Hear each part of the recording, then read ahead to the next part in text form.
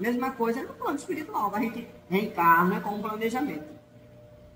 Nós temos diversas obras que traz assim relatos para a gente, que é uma das coisas assim maravilhosas da doutrina espírita, são justamente esses relatos, porque comprova as coisas que acontecem aqui no nosso dia a dia e pessoas retornando através da reencarnação com esses, a gente diz assim, com esses karmas, né? Com esses débitos, com esses compromissos. E a gente começa a entender o mecanismo da coisa, o mecanismo da ação e da reação. Então, um dos livros, até o nosso irmão falou na prece, pedindo pelos suicidas, um dos livros que relata isso muito bem, o sofrimento dos nossos irmãos que cometeram esse delito, né, do suicídio, que é Memória de um Suicida.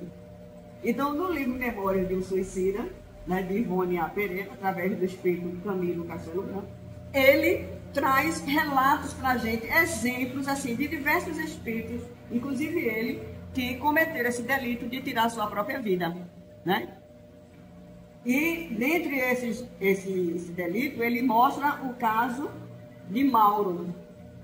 Vejam só, Mauro, ele foi um homem que foi casado, teve a sua esposa, tinha seus filhos, era uma criatura muito bem sucedida e muito bem casado. Mas aí o que é que aconteceu? Um homem tão bem sucedido, um homem tão bem casado, um homem com filho, um casamento tão bom, ele conheceu uma mulher. E esta mulher o envolveu de uma forma tal que ele se apaixona, ele se envolve com essa mulher e vai se afastando do casamento, da esposa, da família cada vez mais. Só que a mulher, o interesse dela era financeiro. Sabe, vocês já escutaram alguma pessoa assim dizer assim, eu queria arranjar um homem velho e rico. Para eu ter, né, velho, porque é velho, para que ele tenha uma existência curta. É por isso, não é que ela gosta de ter pessoa com idade, não. É para que ele tenha uma vida curta, para que ele morra e ela fique com os bens para ter uma vida, né, vamos dizer assim, de tranquilidade, sem ter feito esforço nenhum para ter aquela riqueza, ter aqueles bens, ter aquelas coisas. Então, assim, uma pessoa altamente materialista, uma pessoa altamente interesseira, que o interesse dela é só ter, né, coisas materiais, usufruir das coisas materiais. Esta mulher que ele conheceu era desse nível. Só que ele nunca percebeu, porque dizem que a paixão é cega, né? É cega quando a gente se deixa governar por ela. É feito um trem descarrilhado. Um trem descarrilhado ninguém segura. Vai acontecer uma catástrofe, uma desgraça ali, com aquele trem descarrilhado. Quando ele sai do carrinho não tem jeito, né? Então a paixão, quando o homem deixa que a paixão domine a vontade dele, o coração dele, ele fica como sendo um trem descarrilhado. E vai ladeira abaixo, como se diz a história, né? Pois bem, o que é que acontece? Começou, né, na época, crises financeiras, crises vamos dizer assim, na política, na economia do país, na economia, né, que tem altos e baixos, tem os pacotes, essas coisas tudinho. E ele começou também, como ele fazia parte da sociedade naquele momento, ele também começou a ter quedas, como aqui a gente teve há uns anos atrás, quando houve aquele confisco da poupança de todo mundo, e todo mundo ficou pobre, né? Porque quem tinha dinheiro, o dinheiro estava guardado, quem não tinha, não tinha, né? Então, são essas crises financeiras. E nesse país, que é Portugal, onde ele morava, também tinha. Todo país passa por crises financeiras. E ele começou a passar pela crise financeira do país. E ele começou a ter perdas do capital dele. Então, ele começou... Tem gente que fala, tem gente que fecha o seu comércio, tudo, não é verdade? E ele começou a decair completamente. Quando ela percebeu que ele não tinha mais o que ela queria, aí o que é que ela faz? Se afasta e consegue outro, arranja outro para substituir. Só que ele não aceitou o afastamento. Ele estava tão envolvido emocionalmente, tão enganado por ela, pelas afeições dela, que o que é que acontece? ele fica assim, sem suportar aquela separação. Passou-se um tempo, mas ele viu que não suportava conviver sem a presença dela. Aí ele vai e procura ela. Vai até o endereço dela e ela o recebe. E ele abriu o coração dele para ela. Ele estava sofrendo muito, que não estava suportando conviver sem ela. E ela começou a, com sarcasmo, a ironizar e a menosprezar os sentimentos dele. Ela começou a rir, a galhofar. E ele realmente estava falando sério, porque realmente era o que ele estava sentindo naquele momento. Ele estava sendo muito honesto com os sentimentos dele, e abriu o coração dele, né? Então aí ele disse para ela, né, que realmente ele gostava muito dela, que ele não estava conseguindo conviver com ela, sem ela, que ela voltasse para ele, e ela ria, e ela debochava, e ela, sabe, assim, ironizava ele. E chegou um momento que, como que assim, ninguém é de ferro, né? Ninguém é de ferro, né? Aí ele foi se irritando com ela. Ele se irritou tanto e ela não modificou a maneira de tratá-lo. Porque ela não queria mais nada com ele. Não queria e nem respeitava o ser humano. Então ela tratou assim, como com muito desdém. E nisso ele perdeu assim, o equilíbrio dele completamente. E ele parte para cima dela. No que ele parte para cima dela, ele derruba ela no chão e ele esgana ela. O que é que acontece? Ela morre. Ela morre nas mãos dele. Ele, quando parou, que viu, ele não queria matar ela. Ele queria o quê? Voltar ao relacionamento, ter uma vida com ela. Ele queria ser feliz com ela. Ele não conseguia se ver feliz com a família dele anterior. Então ele não foi para ali com o sentido, com o objetivo, nem com o desejo de tirar a vida dela, não. Muito pelo contrário, né? Ele queria ter amor mais ainda por ela. E nisso, quando ele viu ela sem vida no chão, que ele cai em si, aí vem o que ele está falando antes? O arrependimento. Só que se arrepender é muito bom, mas resolve? Traz a vida dela de volta? Não trouxe a vida dela de volta. Por mais que ele se arrependesse do que ele fez, que ele viu aquele corpo estendido ali, aí o que é que ele faz? Dentro do local onde ela morava, da casa dela, vamos assim dizer, que não sei se era apartamento, se era do local que ela morava, ele vai em desespero tão grande por ela estar sem vida, por ela estar no chão. A mulher que ele elegeu, que ele amava, que era paixão, mas que ele gostava demais dela. Então ele fica tão alucinado. Aí ele chega no banheiro da casa dela e ele procura objetos, encontrou algum objeto ali e ali ele tirou a sua própria vida, suicidou-se. Pelo arrependimento dele, o remorso dele foi tão grande e dele não se perdoava, como eu falei antes, muitas vezes a gente não se perdoa por ter cometido um ato, uma infração, né, um delito, um crime. Então ele tira a sua própria vida. O que é que acontece? Volta para o mundo dos espíritos, que é de lá que nós viemos. Não é? Acontece que passa-se o tempo, a gente não sabe precisar realmente de quanto tempo, vem uma equipe, que a gente viu também naquele que assistiu o nosso lar, a gente vê equipes socorristas que vai nesses locais onde tem o Vale dos Suicidas, onde tem os locais de espírito com muita dor e muito sofrimento. Aqueles espíritos que já estão arrependidos, que estão conscientes da sua falha, do seu erro, que desejam se melhorar. O que é que a espiritualidade faz? Resgata e socorre. Então, ele foi socorrido, mas naquele dia, naquele momento, não só ele foi socorrido, mas foram um total de 10 espíritos socorridos. Inclusive, o autor do livro Memória do Suicida, o Camilo, também fazia parte desse grupo dos 10 que foram socorridos nesse mesmo dia. Por que Camilo era um suicida? Porque ele suicidou-se? Porque na existência dele anterior, ele reencarna com a deficiência da cegueira, cego e ele não aceitou a aprovação da cegueira. Ele não aceitou a aprovação da cegueira. E aí ele tira a sua própria vida. Ou seja, ele era para passar por esse resgate da cegueira, mas ele, por rebeldia, ele interrompe a existência dele. Então, aquele, vamos dizer assim, aquele karma, que ele tinha que passar por aquilo ali, porque ele se comprometeu em existência anterior, ele retorna ao mundo com o mesmo débito. E agora mais ainda, né? Assim, tirou sua própria vida, né? Então ele estava no grupo daqueles 10. E é ele que escreve, baseado nas histórias, nos fatos que ele viu, escreve o livro, né? E aí o que é que acontece? O que é que acontece? Durante o período que eles estavam sendo assistidos, para onde que eles foram levados? Para o Hospital Maria de Nazaré. Porque Maria, a mãe de Jesus, fundou um hospital no mundo dos espíritos para acolher os espíritos que se suicidaram. Ela abraçou essa causa de quem se suicida, quando está em condições de resgate, ela criou um hospital. Então, esses 10 espíritos foram levados para lá.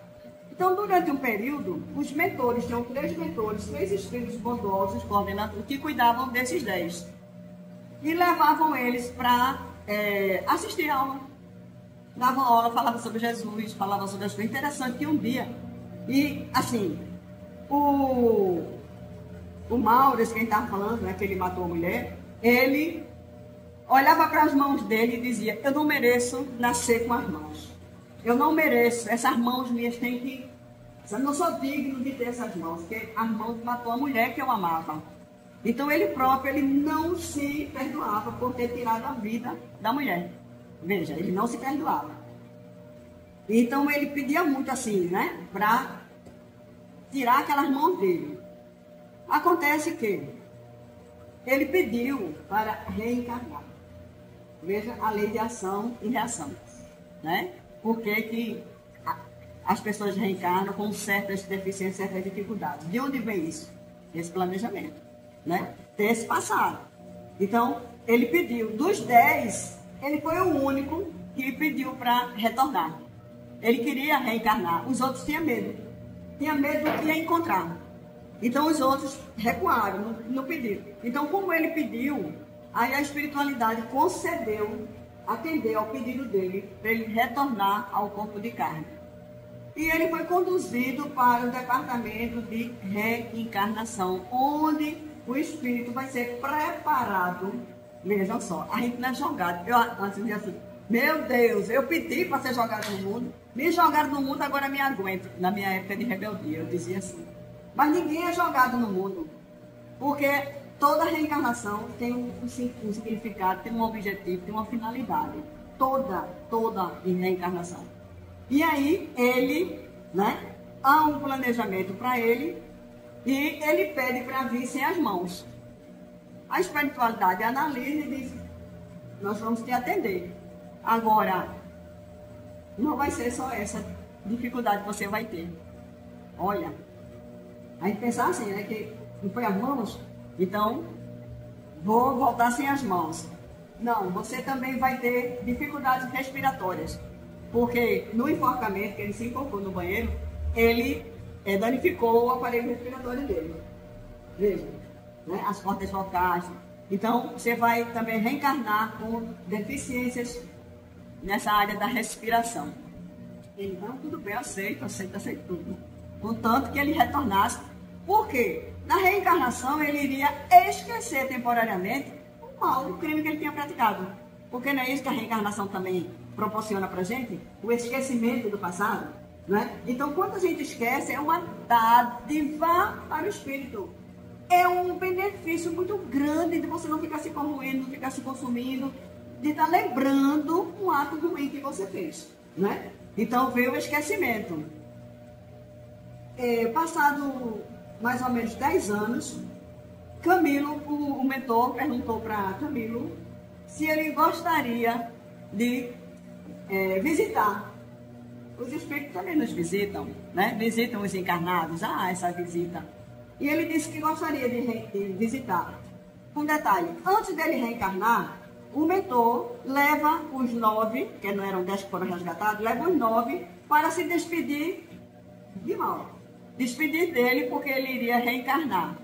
E aí Camilo disse que Quando ele não podia mais chegar perto dele, porque ele estava já num setor assim, mas viram ele, né? Deu tchau para ele, e disse assim, oh, a gente tá aqui torcendo por você, força, coragem. Quando ele deu tchau para o grupo, ele já não tinha mais as mãos. Ele já estava, era só os punhos. As mãos já não apareciam ali, né? Então aí fala sobre todo esse preparo, em que corpo ele iria reencarnar, em que condições para o corpo dar essa condição para que o espírito reencarnasse já faltando os membros e que reencarnasse também com essa deficiência respiratória. Quem foi escolhido para ser a mãe dele? Uma mulher que era prostituta. Ela tinha a profissão dela como prostituta e era uma vida altamente irregular. Se envolvia com todo tipo de homem, de toda qualidade. Então era uma pessoa sem saúde, já comprometida os seus órgãos, tudinho. Vejam, a criatura queria reencarnar e iria também pegar esse jeito dela, né? E o pai era um alcoólatra, que também já tinha alguns danos na sua área genética, na sua área sexual, pelo vício que ele alimentava.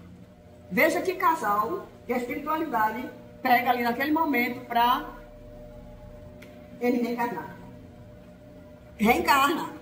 Quando a mulher, a mãe, viu a criança sem as mãos, reencarnou, aquele bebê sem as mãos, ela já ficou desesperada. Não queria um filho aleijado. Ela morava numa favela, sim, e reencarnou no Rio de Janeiro, na cidade do Rio de Janeiro. Reencarnou na favela, e aí o que acontece? Uma vizinha dela viu a situação, teve muita dor. Veja, tem gente aí com o coração muito bom. E outra coisa, a espiritualidade disse para ele que iam dar toda a assistência para ele nessa reencarnação. Então, até essa vizinha aparecer, é o quê? É a espiritualidade agindo. Agindo. Ele não poderia abandonar, jogar, não. Ele tinha assistência. E acontece que essa mulher, né, ela já tinha uma idade, né, e tem uma filha. E ela, quando o menino, assim, ele já chega a quase 10 anos, perto disso, ela desencarna. Quem cuida, quem assume ele? A irmã. E aí, quem era a irmã? A mulher que ele tinha tirado da própria vida. A amante. A amante reencarna numa favela no Rio de Janeiro, dentro de toda a pobreza, porque ela usava as pessoas para usufruir de quê? Dos bens. Onde é que ela reencarna? Sem condições de ter nada e viver dentro do limite sem limite. Ou seja, passar por todas as privações. Então, cada reencarnação tem a sua necessidade. Onde a gente reencarna é o local que a gente está precisando passar por aquelas experiências. É a lei de ação e reação. Então, ninguém está ali condenado. Sim, aí a espiritualidade perguntou ao grupo e a Camilo se eles gostariam de visitá-lo. Aí ele ficou animado. Ah, gostaria. Aí quando chegou lá, viu um menino em cima de uma cama, deformado, com deficiências respiratórias gravíssimas, que ele vivia, sabe, assim, muito, ele não tinha uma vida normal de criança, mesmo sem os membros, ele não tinha. Ele vivia em cima de um leito, porque ele não respirava bem. Ele dependia de ajuda para tudo, para tudo.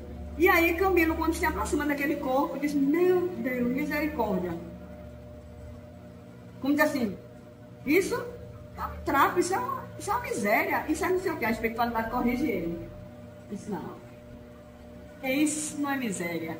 É um filho de Deus se regenerando. Então, quando a gente vê uma pessoa passando por uma dificuldade dessa, não vamos emitir julgamentos. Orar por ele, para que ele encontre forças para viver o tempo que for necessário para resgatar, para vencer, superar o que? Seus delitos do passado. Então, não existe reencarnação que seja aquela, meu Deus, isso é uma miséria de vida, esse é um pobre coitado. Não é pobre coitado, não. É um filho de Deus que ele está tendo condições. Os outros não vieram. São tão devedores quanto ele. Então, mesmo eles não vindo, mas A gente não sai daqui sem pagar o quê? O último. E é isso mesmo, é aqui, é na pluralidade das existências que a gente vai resgatando tintim por tintim, né? Tintim por tintim. E daí a gente vai encontrando realmente a causa, né? E agradecendo a Deus por ele dar a oportunidade. Você vê, ele não ficou abandonado. A menina estava lá, com todo o amor do mundo, porque tinha ele como irmão, porque desde bebezinho que ele foi criado dentro de casa. Então ela assumiu o quê? Um sentimento agora fraterno para com ele. Ela não tinha mais um sentimento de ambição, de desejo, não tinha. Mudou a perspectiva, a maneira dela enxergar ele já era diferente, completamente diferente, né? A gente vê também uma passagem que tem com Jesus, a cura do cego de nascença. Quem se lembra? Né? A cura do cego de nascença. A cura do cego de nascença, Jesus ia passando, os seus discípulos viram o cego e aí perguntaram para Jesus: mestre, quem foi que pecou? Foi ele ou foi os pais? Né? Porque por genética a gente poderia vir herdando do pai e da mãe, né? A genética, né? Mas mesmo que a gente herde, não existe fracasso. Tá entendendo? Porque aí seria o quê? A gente estaria fora da justiça de Deus, né? Tá entendendo? E aí, Jesus disse, nem ele e nem os pais. Oi, e aí? E agora? E agora? Se a gente vê que as mutilações, as deficiências, tudo geralmente são para resgatar faltas do passado.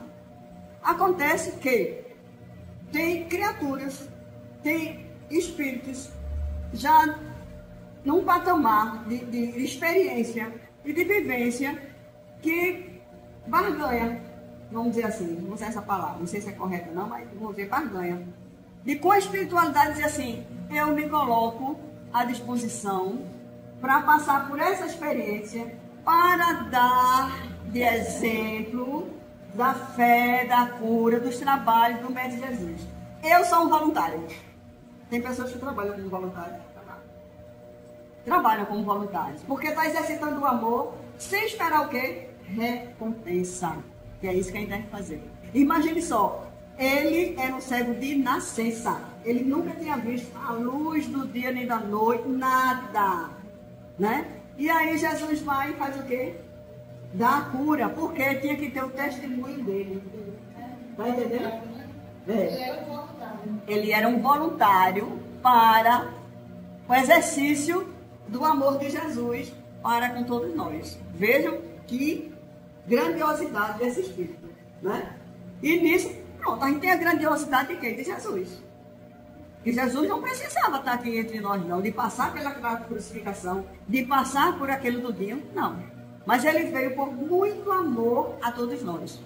E muitas vezes, assim, por a gente não entender, né, a dinâmica da reencarnação, os mecanismos da lei de ação e reação, aí diz assim, Jesus veio para pagar os nossos pecados. Jesus, com o sangue dele, Jesus nos livra de todo o mal e de todos os nossos pecados. Sim, se ele levasse todos os males e todos os nossos pecados, mas não houver a transformação interior nossa, a gente vai continuar o quê? Pecando. Ele vai levar uma tonelada de pecado. No dia seguinte, ou uma hora seguinte, depois, a gente já está olhando um para o outro, julgando mais errado, cometendo crimes, cometendo delito. Porque não houve o quê? A conscientização, nem a transformação humana. E tem, assim, eu observo muito os nossos irmãos, a lei e a vida, né? Sim. Mas, esse ponto que você cita, eles esqueceram daquilo que Jesus falou, cada um tem esse problema. E a cada qual segundo as suas obras, né? A cada qual segundo as suas obras, né? Assim, a cruz, né? Eu peguei o bastante experiência da cruz, é exatamente as nossas dificuldades, né? Isso. É verdade. Agora também assim, até com relação à cruz, você viu que Jesus, ele teve as quedas, não é? E naquele momento das quedas, ele teve pessoas que o ajudassem. não é? Que enxugou o sangue. Teve Simão Cirineu. Simão Cirineu carregou, foi forçado a carregar a cruz por alguns metros. Então, mesmo a cruz sendo de Jesus naquele momento, mas outras pessoas o ajudaram. Então, isso não quer dizer, se a pessoa está aqui carregando a sua cruz, a cruz é dele, que ele se vire. A cruz é dele, mas a gente pode fazer algo para amenizar, pelo menos aquela dor e aquele sofrimento, naquele momento. A gente tem que ter assim, desenvolver em nós o sentimento da misericórdia. Da misericórdia para com as faltas, com os erros alheios, porque nós somos criaturas que erramos e que falhamos muito, né? Então a gente diz assim, Deus perdoe os nossos pecados. Pecado quer dizer erros. Deus perdoe os nossos erros. Ele perdoa, sempre, não é? Aí a gente, quando vê um outro em erro, diz, não perdoa nada, mas não perdoa nem, mas não tem quem faça. Veja. Então a gente quer a misericórdia do Pai para nós, mas a gente não quer ter misericórdia para com a falta alheia. Então isso mostra que nós somos altamente ainda egoístas, né? Então nessa lei de ação e reação, então com a explicação da doutrina espírita, a gente começa a entender, né, a misericórdia do Pai para com todos nós, entender o resgate dos nossos erros, as dificuldades ao qual nós passamos aqui na Terra, né? Irmão X, também ele é muito rico em histórias, em exemplos que ele traz para a gente no nosso dia a dia, né? E ele disse que ele foi numa caravana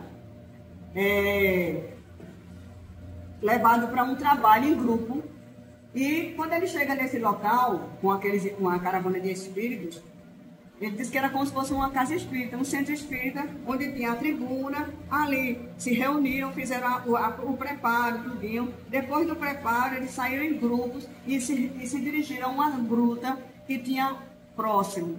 Então, essa gruta, lá tinha uns leitos, umas camas, e tinha espíritos altamente deformados, espíritos doentes, espíritos de uma situação assim que você olhava, dava, sabe, assim, aquele mal-estar, e você vê a condição, né, de um ser humano ali, daquela maneira ali, de tanta deformidade, de tanta dor, de tanto sofrimento. No meio daquele grupo ali, ele viu uma mulher que chamou a atenção dele pela beleza espiritual dela. Aquela mulher, no meio daqueles doentes, indo de leito em leito, aplicando passe, conversando, levando palavras de conforto, de alívio. E ele disse, meu Deus, uma mulher dessa tão linda, num ambiente desse, o que será que, né? Aí quando terminou aquela visita ali, eles voltaram para aquele ambiente anterior, fizeram a formação da tribuna, e ela fez parte da tribuna. Ela era uma das mentoras também. E ele, como repórter, como jornalista, ele pede permissão para entrevistá-la, né, no final. E ela concede. E ele disse que eu fiquei muito curioso em ver você aqui no meio desses espíritos tão deformados. Aí ele disse, minha história é longa. Você realmente quer ouvir? Aí ele disse, quero. Aí ela disse, quando eu encarnei na Terra, uma das minhas últimas existências, eu tive um marido perfeito. Olha, meu sonho, né? Ter um marido perfeito. Eu tive os filhos perfeitos. Ela teve um casal de filhos.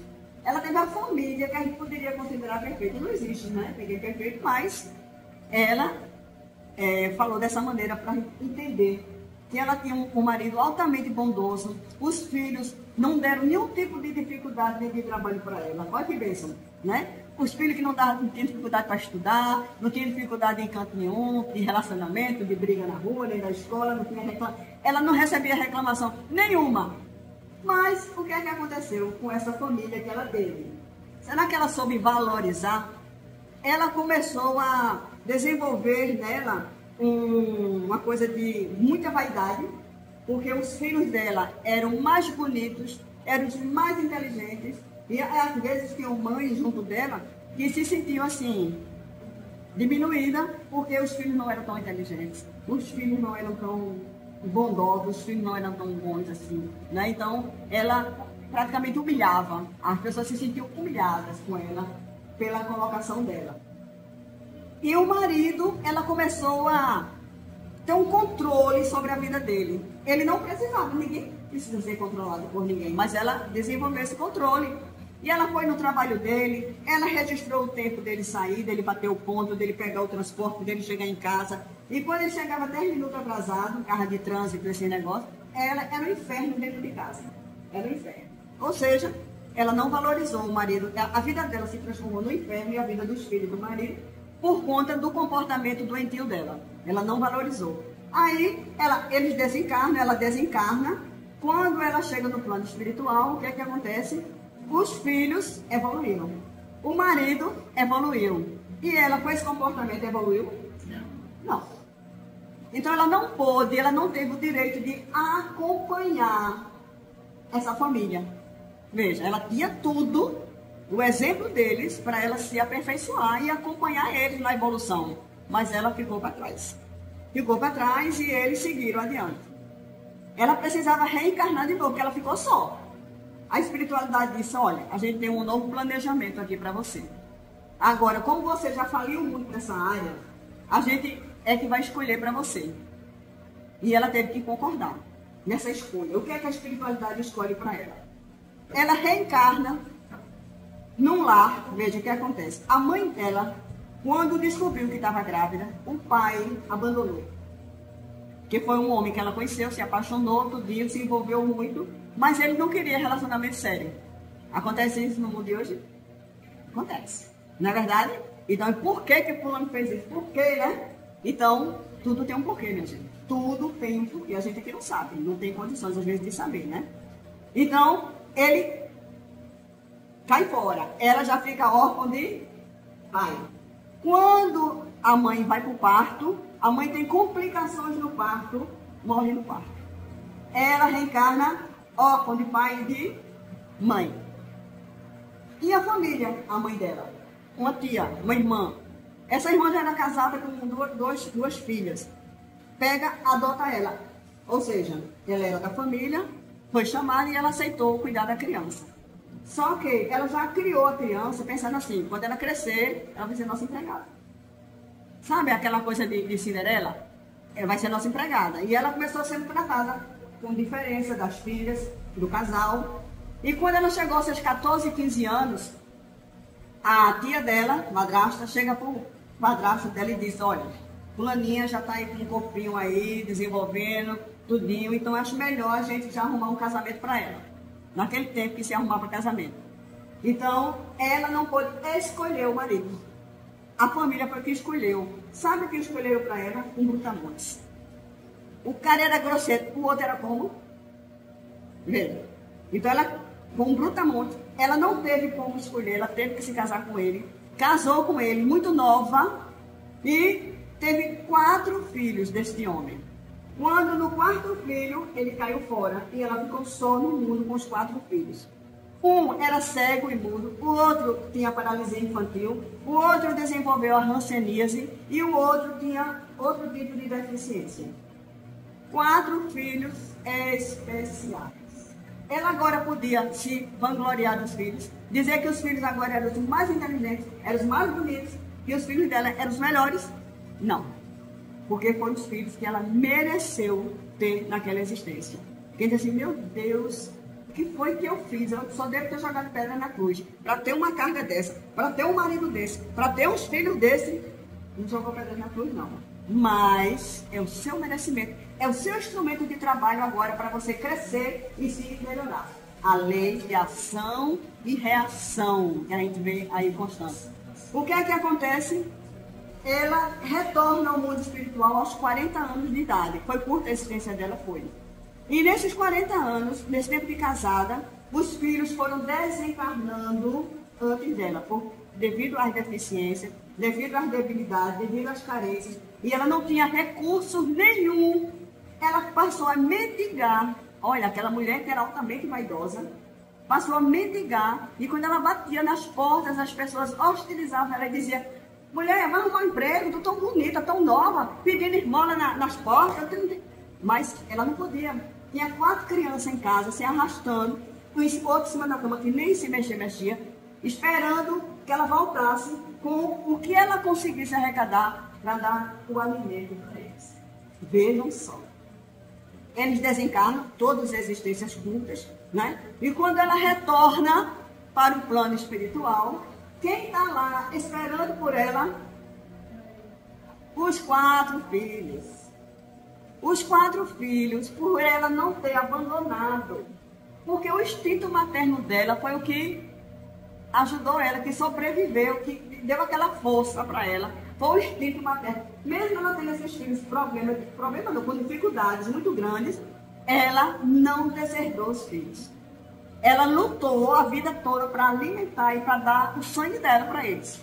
Então eles estavam lá, esperando por ela e agradecidos, porque a existência curta é porque eles tinham sido suicidas no passado. Então eles precisavam de pouco tempo para completar as existências anteriores. E ela os teve como mãe, né, e ajudou eles nesse período na Terra, né, nessa reencarnação. E aí a espiritualidade disse para ela: agora você evoluiu. Agora você desenvolveu, sabe, sentimentos mais nobres. E agora você tem condições de reencontrar com o seu marido do passado e seus filhos do passado. Eles te aguardam. E ela disse: eu posso fazer um pedido? Aí a espiritualidade disse: pode. Eu não gostaria de reencarnar agora. Eu não gostaria de reencontrá-los agora. Eu gostaria de ficar mais um tempo aqui, desenvolvendo uma tarefa aqui com esses irmãos com deformidades. Porque foi através deles que eu melhorei. Foi através deles que eu evoluí. Ela exercitou mais o que? A paciência, a caridade, o amor, a benevolência, né? Para com eles. Era o que ela precisava. Então, por isso, ela disse para o irmão X: por isso você me viu ali no meio. Porque eu sou muito grata a esses espíritos que me deram essa oportunidade de ser mãe deles. Veja que coisa bonita, né? Então, assim, a lei de ação e reação, né? Você pode modificar, porque ela poderia ter desistido desses filhos. Ela poderia ter abandonado, né? Ela poderia, mas ela não abandonou.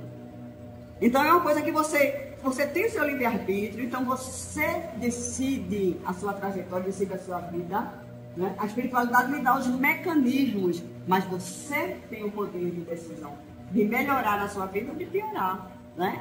As suas condições aqui. Então, a partir do momento que a espiritualidade traz esses casos assim pra gente, aí é que a gente se fortalece na nossa fé, na certeza de que todo o sofrimento que a gente vê aos nossos olhos aqui, que a gente vê na televisão, que a gente vai entender que por trás existe uma história, que por trás tem esse mecanismo de ação e reação, que Deus é misericordioso, né? Mente bom para com todos os seus filhos. Deus não mata, Deus não pune, Deus não castiga, Deus não condena, né? Então, Ele sempre dá novas oportunidades para todos nós, né?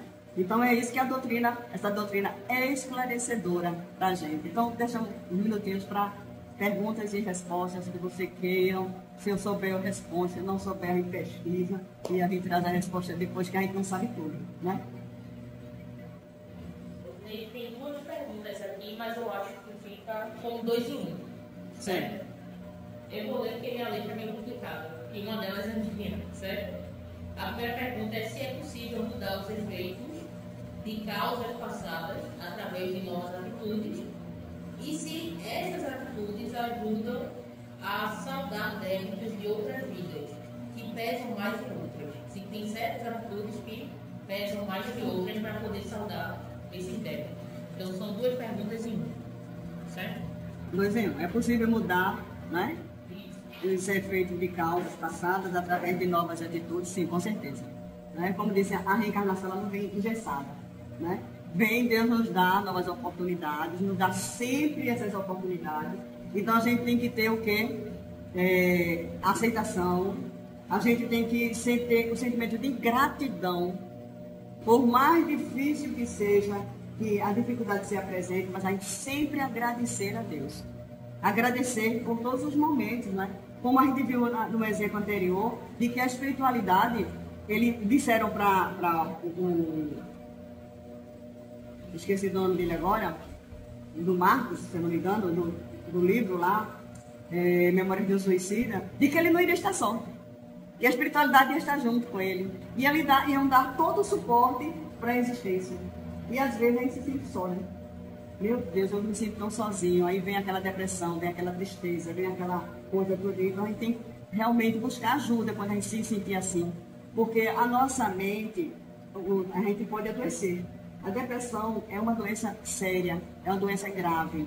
E diante de qualquer sintoma que a gente venha perceber, a gente tem que buscar ajuda, sim.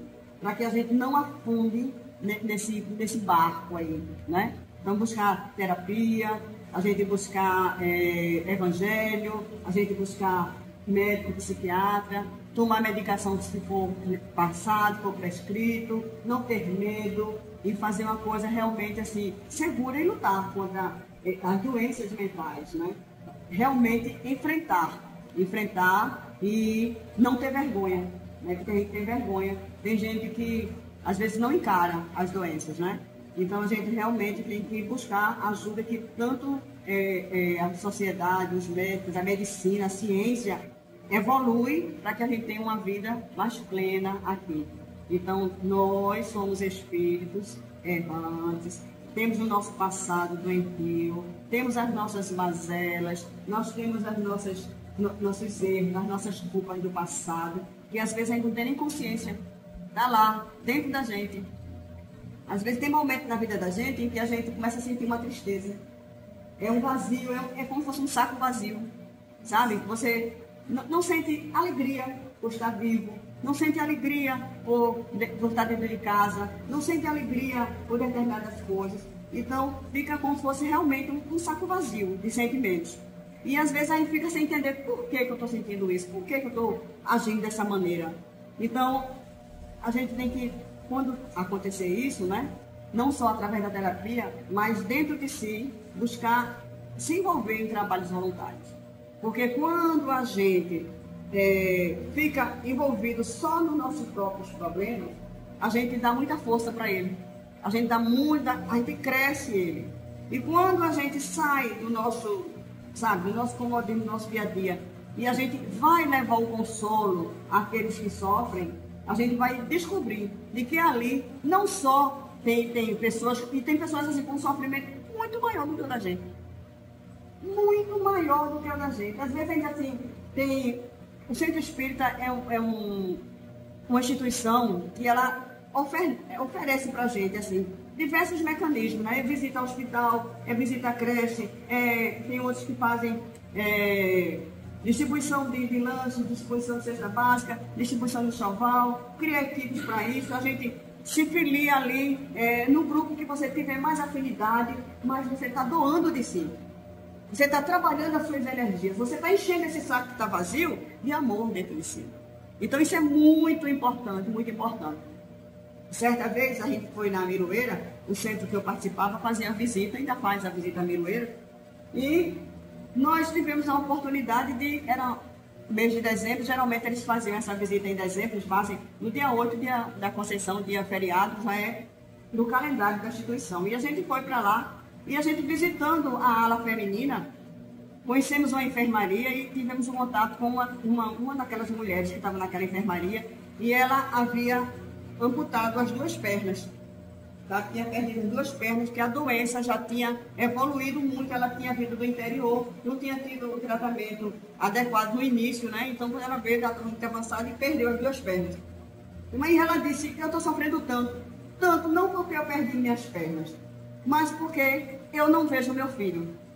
Ela tem um filho, e o menino dela, e a gente perguntou, e o seu filho? Ela disse, ele está com 10 anos, e ele foi levado para uma creche, aqui em Recife. Vejam, a instituição que a gente fazia parte era na Várzea, o Centro Espírita Luz, Esperança e Caridade.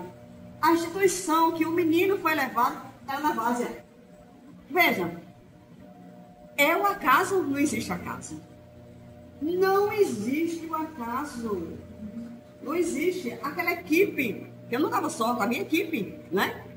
A gente foi até aquela mulher, foi levada a chegar até ela. Então, aquele grupo passou a ser o quê? A ponte para a criança. E o menino, olha, na época, gente, faz tempo, Olha, era orelhão. Não tinha celular para videochamada. E ela disse, a gente disse assim, bom, a gente vai entrar em contato com a creche. A gente foi lá, né? No instituto lá, que o centro, a mocidade fazia um trabalho com as crianças de lá. Veja a ligação espiritual, veja a ligação.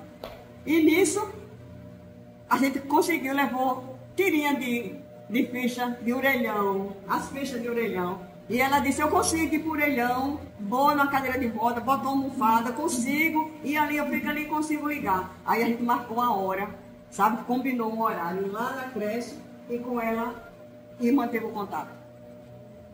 Foi o maior presente de Natal que a equipe recebeu e promoveu para aquela mãe. Porque era uma semana, assim, poucos dias antes do Natal. Porque a gente foi lá no dia 8 de dezembro, mas esse contato já foi depois. Não foi no mesmo dia, porque a gente foi ver das possibilidades de fazer isso, né? Então, vejam só, aquela mãe passando por aquela aprovação, né? E a saudade do filho dela. E o que aconteceu? A gente conseguiu estreitar esses laços. E depois ela conseguiu uma casinha, porque lá na Miroeira tem as casinhas, né? Os lares lá, não é? E ela conseguiu um espaço e o menino foi morar com ela. Porque agora ela podia ficar com o filho. E a última vez que eu estive lá, ela já tinha voltado para o interior. Vida normal que segue. Veja. Então, ela não desistiu da vida, ela não desistiu do filho, ela não entregou o filho para adoção. Veja. Por toda aquela dificuldade, o que ela estava sofrendo, como ela disse, não era a perda das pernas, dos membros inferiores. Era a saudade do filho, sem saber como o filho estava.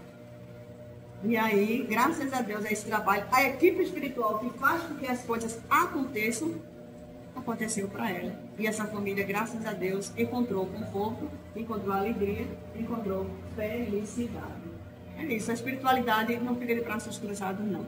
Então a gente tem que procurar se doar e fazer o máximo que a gente puder para minimizar a dor do nosso próximo. Né?